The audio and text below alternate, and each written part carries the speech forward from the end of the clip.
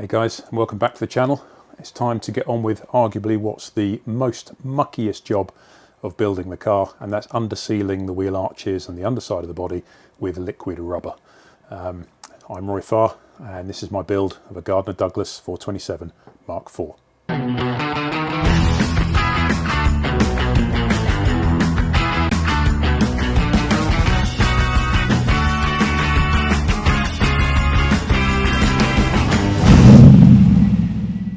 So what are we doing today then? Well, first of all, it's a fiberglass body, as you know, and underneath the car in the wheel arches, we don't have any plastic wheel arch liners. So in essence, if you're doing 60 or 70 miles an hour on the motorway, maybe a bit more, and a stone flicks up and hits the underside of the body, well, what's going to happen? If a stone hits a piece of fiberglass at 80 miles an hour, 70 miles an hour, so then what's going to happen? It might go through the fiberglass, or it'll certainly dent it or crack it.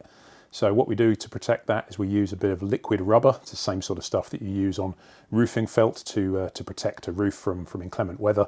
And we just paint it on underneath the car, and that, in a couple of coats gives it a nice protective coating underneath. And then we don't need wheel arch liners. So let's take a look at that and see where we're going to start. So this is the back of the car. Let's just have a look under the wheel arch here. So what I've done is I've masked up the edges, which will eventually be painted. You can see all the fiberglass matting under here, which made up the structure of the car, and then the main body underneath. I'm actually going to cover all of this area under here with liquid rubber, including all the way underneath the rear transmission tunnel there. Let's get some light in there. Just put some masking tape around the inside edge. That's where I'm going to stop.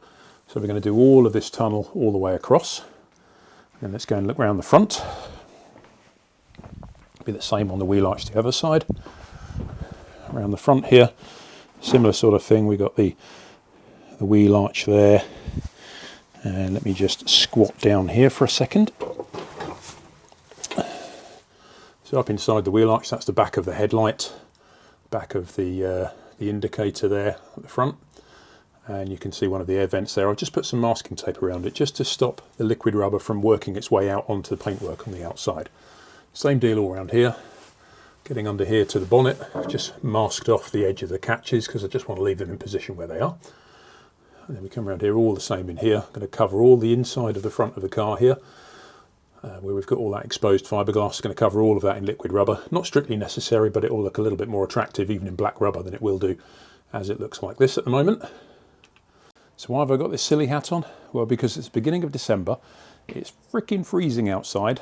Storm Dara is currently kicking the UK's butt all down the west coast of England, and the rain and the wind is whipping across the country right now.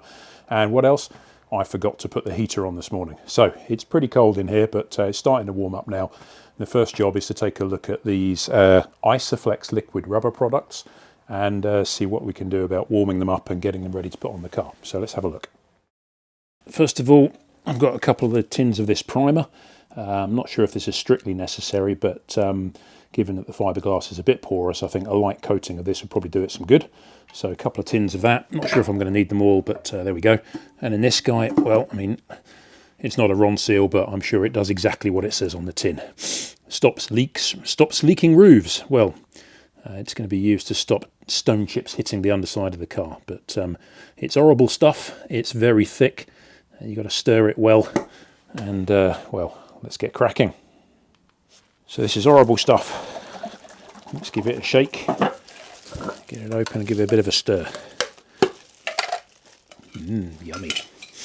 Right, a couple of old bits of plastic conduit, which will do as useful stirrers.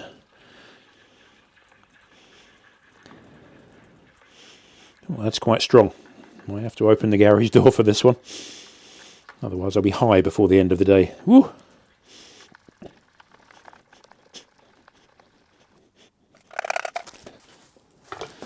Right, then let's get started.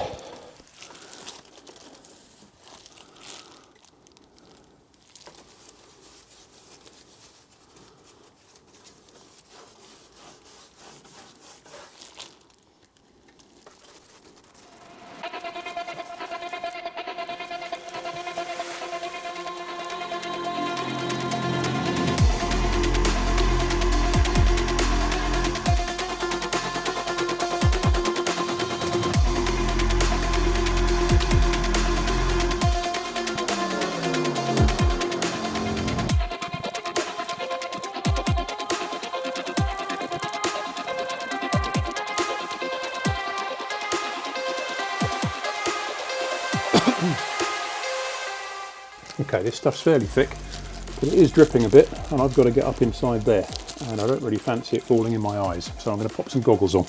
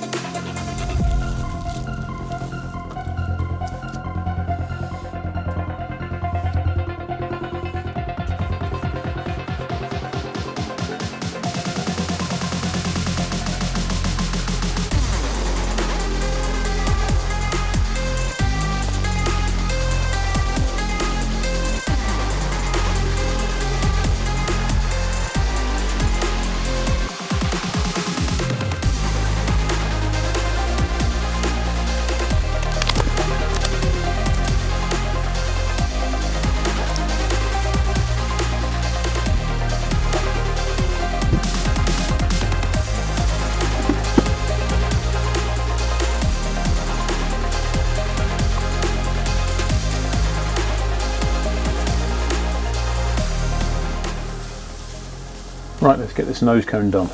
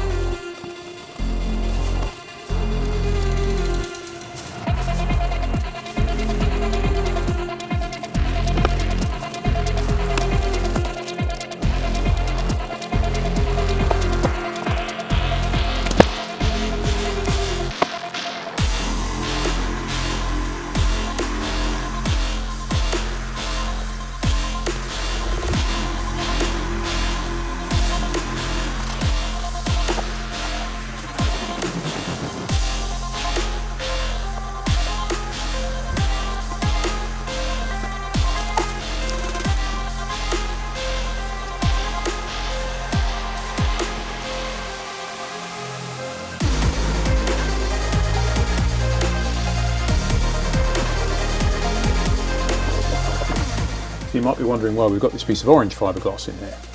Well, whilst I was moving in and out of the car, I noticed that this inside edge of this inner wheel arch panel was just ever so slightly loose, and it was just creaking a bit, so I figured the fiberglass probably wasn't quite strong enough in that corner. So the other side's okay, but this was just a bit of fiberglass sheet that I thought I'd put in and mix up with some resin, just harden it a little bit.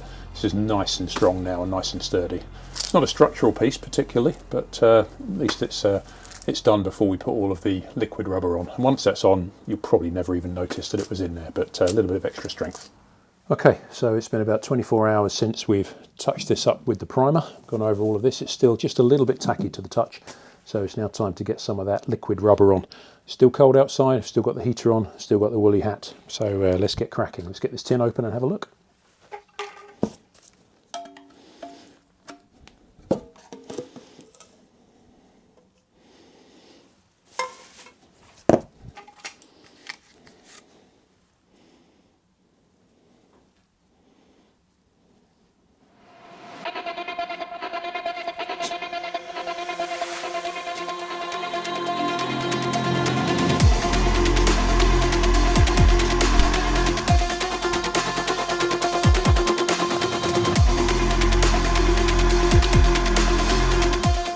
Okay, goggles on, paint mixed. I'm going to try and work from the inside out, because once it's all over the top here, I'm not going to want to be reaching through it. So let's get in there to the inside and see how this stuff goes on.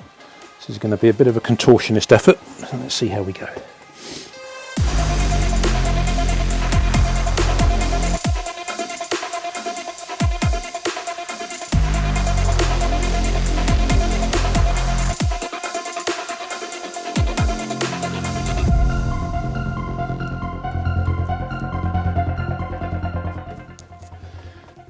This is thick and horrible stuff.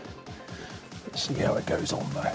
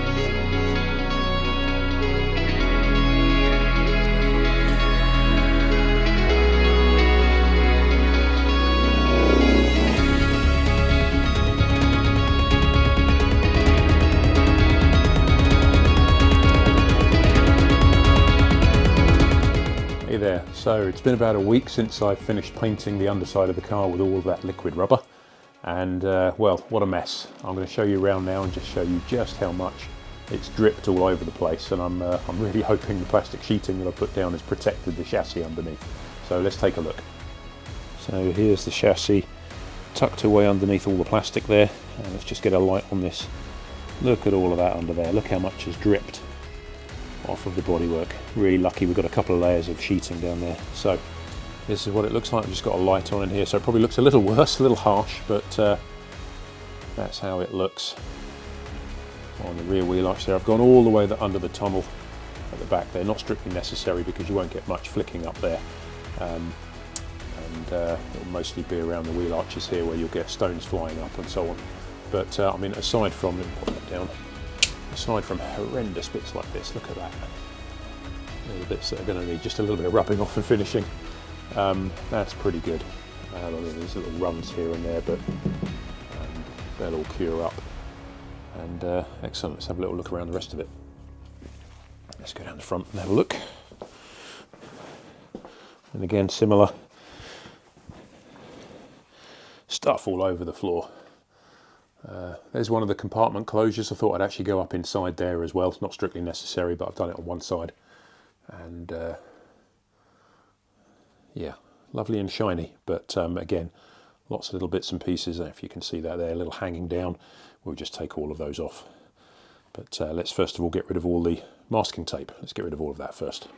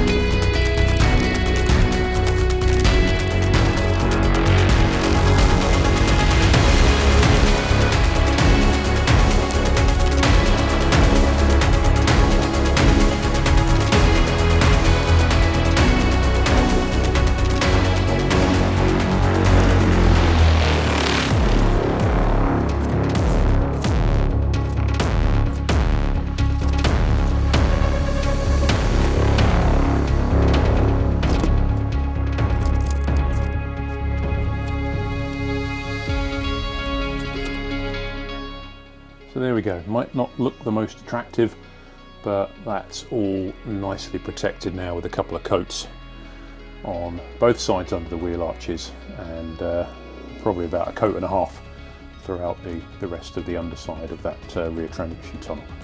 And up in here we've got the front of the nose cone all protected on the inside there, should anything flick up off the radiators or anything else like that. Again, not strictly necessary, but nice bit of extra protection there. And got some nice seams there where the guys can cover, get the paint all in the engine bay bulkhead there and all around the engine bay. So that should come up nicely up against that finish. Got the two compartment closures. There's one there. These are the guys that go up. Let's get the light again. They go up in these footwells here, one there and one the other side. So behind here, this is where the driver sits. Not literally in this hole here. The driver, where the driver sits on the offside of the car here. The pedal box and pedals will come through there, and then one of those compartment closures will cover that side, and then back on this side, the near side or the passenger side, tucked up in there behind that closure where the other panel will go, will be the heater, and in the bottom there, that's where the battery will go. But yeah, there we go. Mucky part of the job, mostly done, just a little bit of tidying up for those edges. Awesome. So that's it again for now on this video. Really glad I've got that job out of the way. Next time I'll try to fit the windscreen wiper spindles so those holes are sorted before the body goes off for paint in less than 2 months now. Also finishing the last bits and pieces of engine bay prep, positioning the washer bottle, the clutch and the brake reservoirs. Don't forget to like and subscribe. Until next time, thanks for watching.